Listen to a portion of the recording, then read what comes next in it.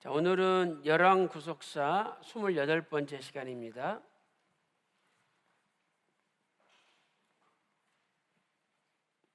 자, 우리가 지난 시간에 여호야김 왕에 대해서 공부를 했었는데요. 오늘 이어서 두 번째 여호야김 왕에 대해서 공부를 하도록 하겠습니다. 이 여호야김 왕은 남쪽 유다의 18번째 왕이죠.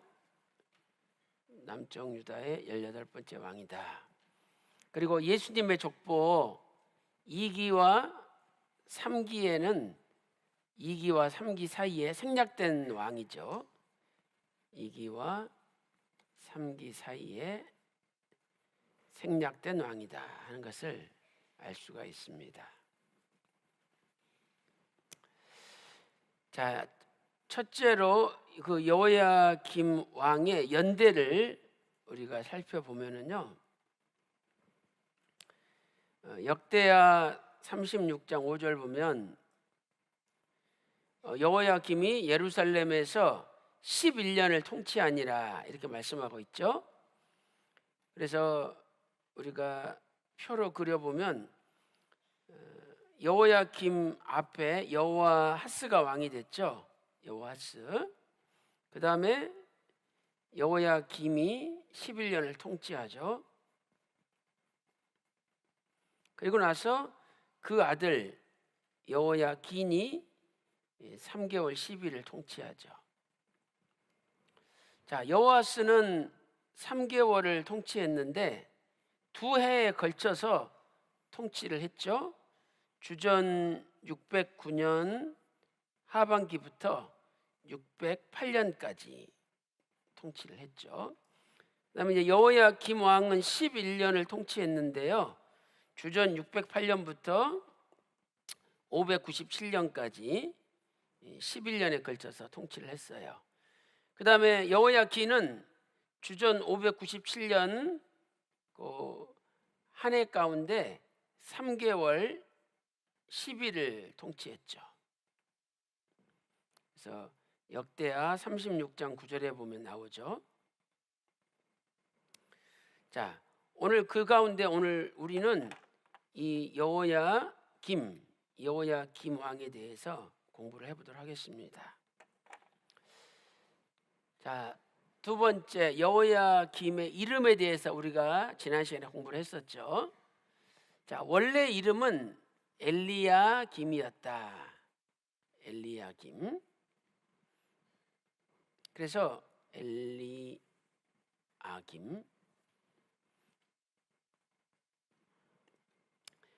자, 이것을 히브리어로는 이렇게 쓰죠.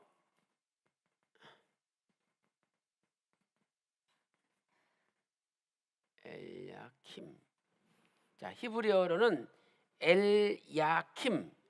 엘야킴이라 그래. 히브리어로는 엘야킴. 그래서 이것은 하나님께서 일으키신다 이런 뜻이죠.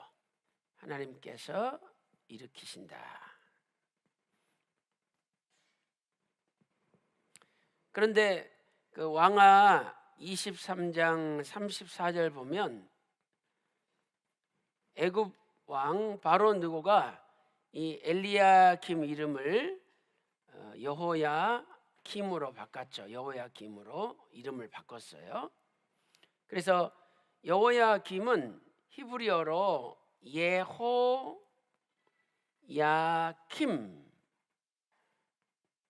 히브리어로는 예호야킴이라고 하죠. 그래서 예호야킴은 여호와께서 일으키신다 이런 뜻이죠. 여호와께서 일으키신다. 그러니까 주체만 하나님이 여호와로 바뀌었지 그 두 가지 이름의 뜻은 같은 이름이라는 것을 우리가 알 수가 있습니다. 자, 그다음에 세 번째로 이 여호야김의 생애를 우리가 살펴봤죠. 자, 여호야김의 생애를 보니까 첫 번째로 그 백성을 수탈한 폭군이었죠. 백성을 수탈한 폭군이었다. 그래서 왕하 23장 25절에 보면 애굽 왕한테 세금을 낸다는 조공을 바친다는 핑계를 대고 은금을 늑봉하였다 이렇게 말씀하고 있죠. 은금을 늑봉하였다. 이 늑봉이라는 것은 나가쉬라는 단어잖아요. 나가쉬. 그래서 이것은 강제적으로 빼앗다 이런 뜻이죠. 그러니까 백성들한테 은금을 강제적으로 빼앗은 거죠. 세금을 많이 걷어들이는 아주 폭군이었어요. 그런데 이렇게 한 이유에 대해서 예레미야 22장 14절을 보면은요, 결국은 자기를 위해서 했다 이렇게 돼 있어요. 자기를 위하여. 자기를 위하여 두 가지를 했죠. 하나는 광활한 집을 짓고, 광활한 집을 짓고, 또 하나는 다락방, 자기를 위해서 다락방을 짓기 위해서 세금을 많이 걷어들였다 이렇게 말씀하고 있죠. 그래서 우리는 참 지도자는요, 자기를 위해서 사는 지도자가 아니라 백성을 위해서 사는 지도자, 더 나아가서 하나님을 위하여 사는 지도자가 참다운 지도자라는 것을 알 수가 있어요. 그런데 여호야김은 백성을 수탈한 폭군이었죠. 자, 그다음에 두 번째 우리가 여호야김의 생애에 대해서 살펴본 것은요, 여호야김은 하나님의 선지자를 죽였어요. 하나님의 선지자를 죽였다. 큰 죄를 저지른 거죠. 그래서 예레미야 거기 23장 26장 22절에서 23절 보면은요, 우리야라는 선지자가 있어요. 그런데 이 선지자를 애굽까지 가가지고 찾아내서 끌어내가지고 왕이 직접 죽였다라고 말씀하고 있습니다. 이렇게 하나님의 사람을 죽이는 것은 하나님 앞에 벌받을 큰 죄가 되는 거죠. 그 다음에 더 나아가서 세 번째로 여호야김은 무슨 죄를 저질렀냐? 세 번째는요, 하나님의 말씀을 불태웠어요. 하나님의 말씀을 불태웠다. 말씀이 하나님 자신 아니에요? 요한복음 1장 1절에 태초에 말씀이 계시니라. 이 말씀이 하나님과 함께 계셨으니 말씀이 하나님이라 그랬죠. 그러니까 말씀을 불태운 것은 마치 하나님 자신을 불태운 것 같다는 거예요. 이 말씀이 예레미야 36장 23절에 있죠. 이렇게 해서 하나님 말씀을 불태우는 엄청난 죄를 저질렀어요. 자, 그 다음에 네 번째, 여호야김은 쇠사슬에 묶여서 바벨론에 끌려갔죠. 쇠사슬에 묶여서 바벨론에 끌려갔다.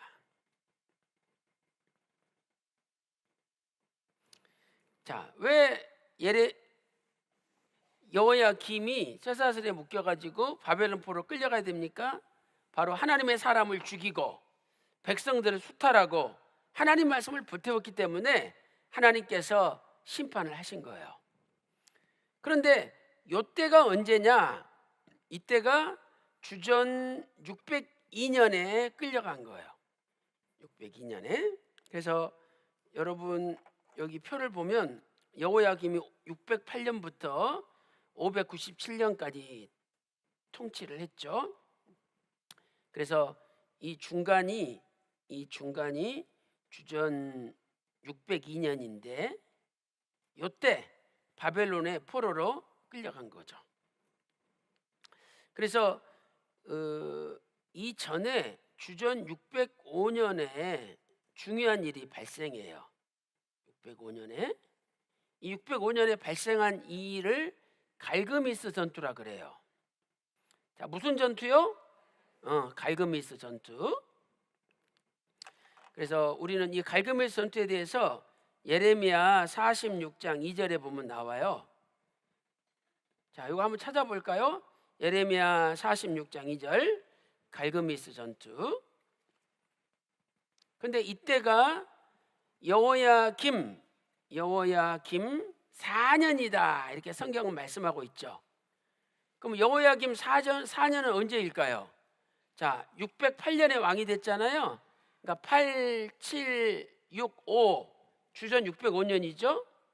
주전 605년에 갈그미스 전투가 있었다는 거예요. 자, 우리 예레미야 46장 2절 자, 다 같이 한번 읽어보겠습니다. 시작.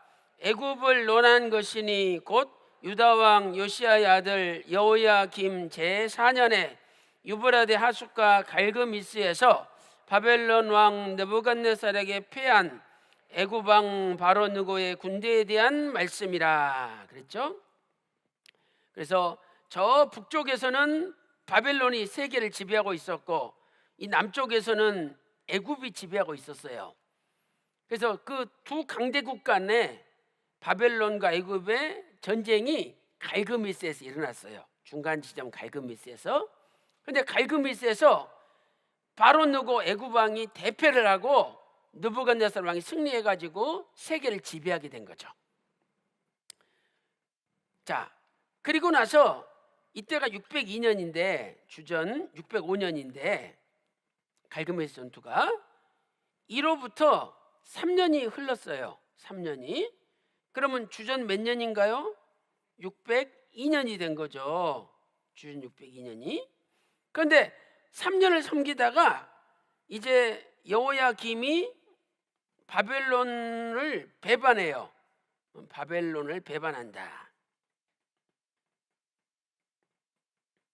자, 그 말씀이 열왕기하 24장 1절에 있잖아요. 열왕기하 24장 1절 보면 여호야김이 바벨론 왕을 3년을 섬기다가 배반을 해요.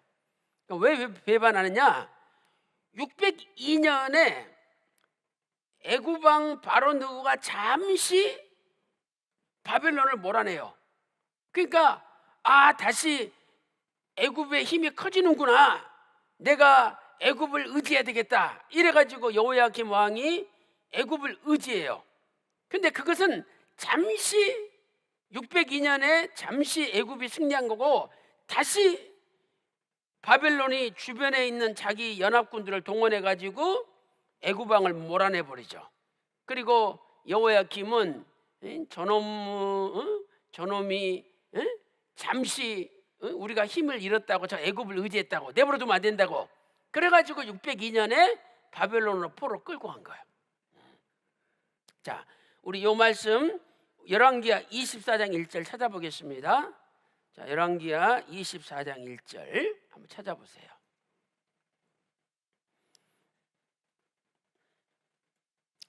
자, 왕하 24장 1절 시작. 여호야김 시대에 바벨론 왕 느부갓네살이 올라오매 여호야김이 3년을 섬기다가 돌이켜 저를 배반하였더니 여기 나오죠. 그러니까 느부갓네살 왕이 올라오매 요게 주전 605년을 가리켜요. 그래가지고 갈그미스 전투에서 애굽 왕 바로 누구한테 승리한 다음에 더 내려와 가지고 이제 여호야김을 굴복시킨 거죠. 그래서 이때부터 요 주전 605년부터 602년까지 3년을 여호야김이 느부갓네살 왕을 섬긴 거예요. 그러다가 602년에 잠시 애굽의 세력이 강해지니까 애굽을 의지를 한 거죠. 근데 바로 바벨론 왕이 주변에 있는 연합군들을 다 동원해 가지고 다시 애굽을 몰아내고 이 여호야김을 포로로 끌고 간 거예요.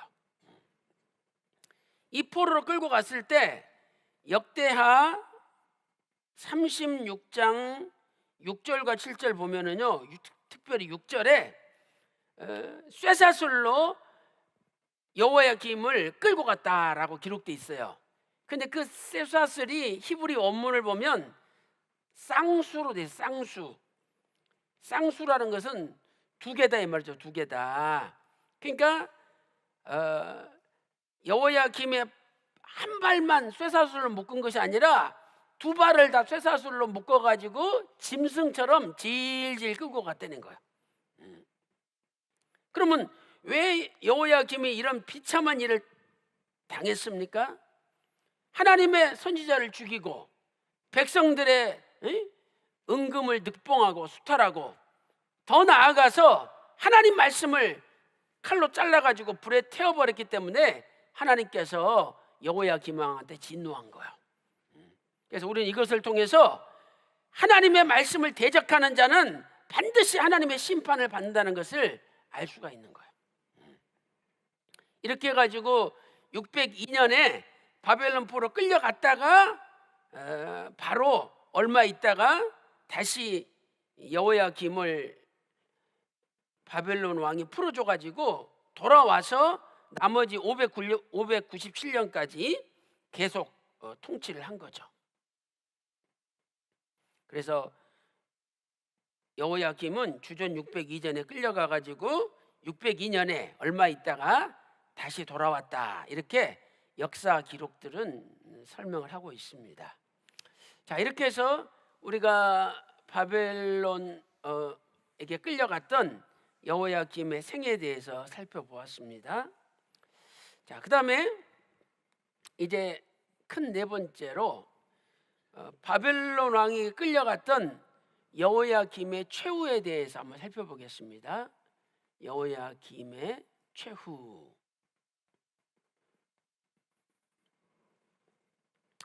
자, 첫째로 주전 602년에 바벨론에 끌려갔다가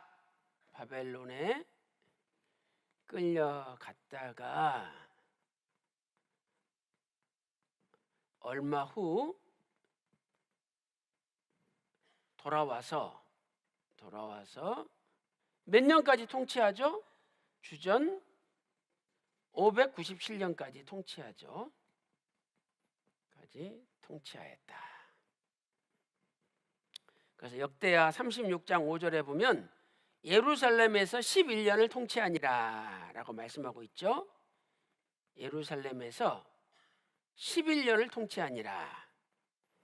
그러니까 한 해도 빠짐없이 예루살렘에서 통치했다고 말하는 걸 볼 때에 주전 602년에 끌려갔지만 그 해에 돌아온 것을 우리가 알 수가 있는 거죠.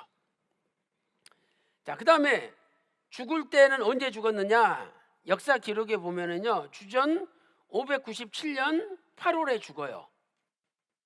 주전 597년 8월에 죽어서 나귀처럼 매장을 당했다. 나귀처럼 버림을 당했다.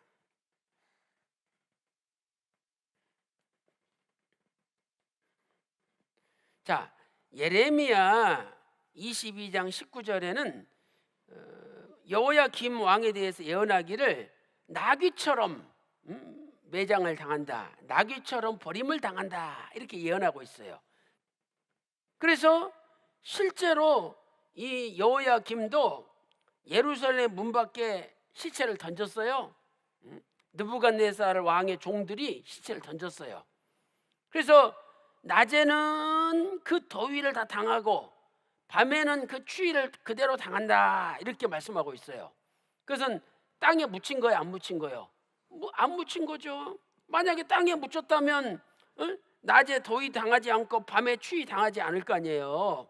근데 낮에는 그 뜨거운 햇볕을 다 받고 밤에는 그 무서운 추위를 다 받았다는 거예요. 그러니까 나귀처럼 그냥 길바닥에 내팽개침을 당한 거죠. 자, 요 말씀이 예레미야 36장 3절에 있어요. 36장 30절에.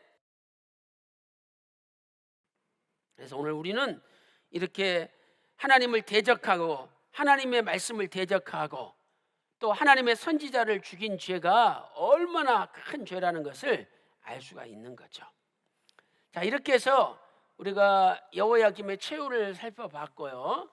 이제 결론적으로 여호야김의 평가와 구속사적 경륜에 대해서 한번 살펴보겠습니다. 여호야김의 평가 그리고 구속사적 교훈.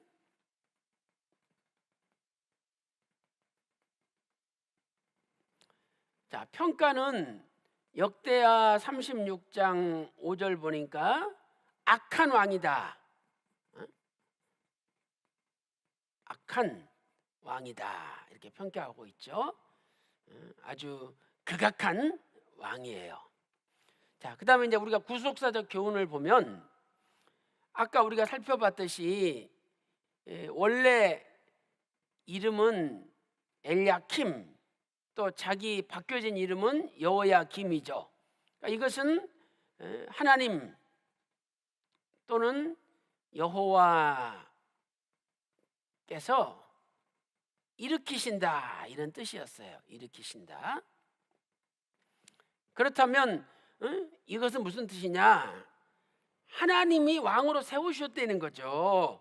하나님이 일으켜 줬다는 거예요. 그러면 평생 누구를 의지하면서 살아야 될까요? 하나님을 의지하면서 살아야 되겠죠. 자, 오늘 여러분들이 예를 들어서 목사가 되고 전도사가 되고 장로가 되고 권사가 되고 집사가 되었다. 내가 교회 성도가 되었다. 저와 여러분이 잘나서 지금 앉아 있는 거죠? 아니에요. 모든 것이 살아계신 하나님 아버지께서 우리를 일으켜 줬기 때문에 우리가 여기 앉아 있는 거예요. 그렇다면 우리의 삶은 온전히 하나님을 의지하는 삶을 살아야 된다 이 말이죠. 왜? 하나님이 우리를 살려줬으니까 우리가 그 하나님을 의지하는 삶을 살아야 되는 거예요. 그런데 여호야김은 하나님을 의지하는 삶을 산 것이 아니라 애굽을 의지하는 삶을 샀다는 거예요. 애굽을 의지했어요. 이게 잘못된 거죠.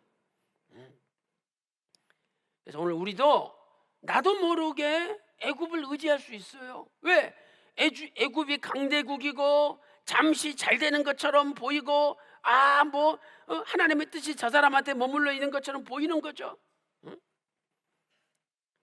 이사야 31장 1절에 애굽을 의지하지 말라. 그의 말을 의지하지 말고 병거의 많음을 의지하지 말라. 하나님께서 말씀하셨죠. 그런데 여호야김은 듣지 않고 애굽을 의지한 거예요. 말이 많은 걸 의지하고 병거가 많은 것을 의지한 거죠. 그러면 결국 애굽이라는 존재는 어떤 존재냐? 성경에서 말씀하기를 자, 애굽은 하나님이 아니요, 신이 아니요, 사람이라는 거예요. 사람. 애굽도 사람이잖아요. 그러니까 사람을 의지하지 말라는 거죠. 이 말씀이 이사야 31장 3절에 있죠. 그 다음에 두 번째로 애굽은요 상한 갈대래요. 상한 갈대. 이 상한 갈대는 갈대가 뚝 부러진 거예요. 그래서 그 상한 갈대를 의지하면 그 날카로운 부러진 데 내가 찔려가지고 나만 고통받는 거예요. 근데 그것도 모르고 상한 갈대를 의지한다는 거죠. 튼튼한 갈대를 의지하면 살겠죠. 근데 상한 갈대를 의지한다는 거예요. 자, 우리 이사야 31장 1절 한번 찾아보세요. 이사야 31장 1절. 이사야 31장 1절입니다. 자, 다 같이 읽겠습니다. 시작. 도움을 구하러 애굽으로 내려가는 자는 화 있을진저 그들은 말을 의뢰하며 병거의 많음과 마병의 심히 강함을 의지하고 이스라엘의 거룩하신 자를 앙모치 아니하며 여호와를 구하지 아니하거니와. 이렇게 말씀하고 있죠. 그다음에 3절, 그 밑에 3절 읽어보겠습니다. 시작. 애굽은 사람이요 신이 아니며 그 말들은 육체요 영이 아니라 여호와께서 그 손을 드시면 돕는 자도 넘어지며 도움을 받는 자도 엎드러져서 다 함께 멸망하리라 말씀하고 있죠. 그래서 이 상한 갈대 지팡이라 이 말씀이 이사야 36장 6절에 있어요. 자, 이것도 읽어보겠습니다. 조금 넘기셔서 이사야 36장 6절 한번 찾아보세요. 이사야 36장 6절입니다. 자, 시작. 보라, 내가 애굽을 의리하도다. 그것은 상한 갈대 지팡이와 일반이라. 사람이 그것을 의지하면 손에 찔려 들어가리니 애굽 왕 바로는 그 의리하는 자에게 이와 같으니라 말씀하고 있죠. 참고적으로 왕하 18장 21절도 적어놓으세요. 같은 말씀이 기록되어 있어요. 왕하 18장 21절에.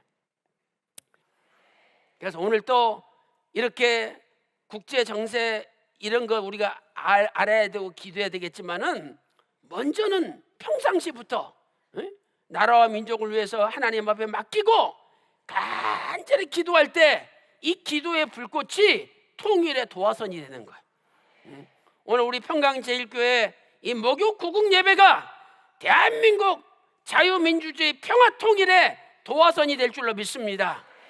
믿으시고 여러분이 목요 예배 열심히 참석하시고 하나님 앞에 기도하시고 여호야김 왕처럼 하나님이 세우셨는데 하나님 저버리는 왕 되지 마시고 끝까지 하나님 의지하고 하나님 앞에 나아갈 때에 생각지도 못한 기적이 일어날 줄로 믿습니다. 그래서 시편 18편 29절에 이런 말씀이 있잖아요. 내가 여호와를 의지하여 하나님을 의지하여 담을 뛰어넘나이다. 하나님을 의지하면은 담을 뛰어넘을 수 있대요. 담. 이 히브리어로 슈르라는 단어를 쓰고 있어요. 수르. 그런데 이 단어가 사무엘하 22장 30절에서는요 성벽으로 번역돼요. 성벽. 아니 성벽이 얼마나 단단하고 두껍고 얼마나 높아요. 근데 하나님을 의지하고 그걸 뛰어넘어 버린대. 오늘 통일의 장벽들이 얼마나 많아요. 그러나 진짜 하나님 의지하면은 하나님이 순간 뛰어넘게 해주시는 거예요.